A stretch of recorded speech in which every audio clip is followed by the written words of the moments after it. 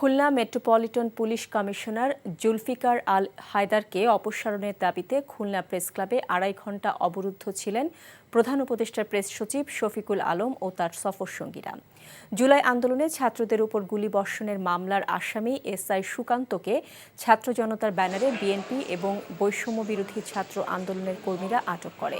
কিন্তু মঙ্গলবার আটক এসআই সুকান্তকে থানা থেকে ছেড়ে দেওয়ার প্রতিবাদ এবং ঘটনার সাথে জড়িত পুলিশ কমিশনারের অপসারণের দাবিতে বিক্ষুব্ধরা প্রধান উপদেষ্টার প্রেস সচিব শফিকুল আলম সহ অন্যদের অবরুদ্ধ করে তাদের দাবি জানায়। পরে যৌথ বাহিনীর সহায়তায় সেখান থেকে তিনি বের হয়ে আসেন। এর আগে বিকেলে খুলনা জেলা প্রশাসক সম্মেলন কক্ষে সাংবাদিকদের সাথে মত বিনিময় সভায় আগামী জাতীয় নির্বাচন যাতে অবাধ, সুষ্ঠু ও নিরপেক্ষ হয় সে লক্ষ্যে অন্তর্বর্তী সরকার কাজ করছে বলে জানান শফিকুল আলম। চুরিকে মডেল ভাবেন তাহলে তো আর হয় না।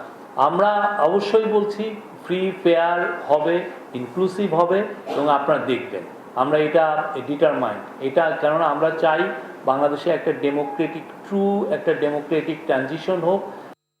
বান্ডেল থাকলে প্রতি সেনমানিতে টাকা বাঁচবে। বিকাশ সেনমানি বান্ডেল কিনে জিতুন প্রতি লেনদেনে।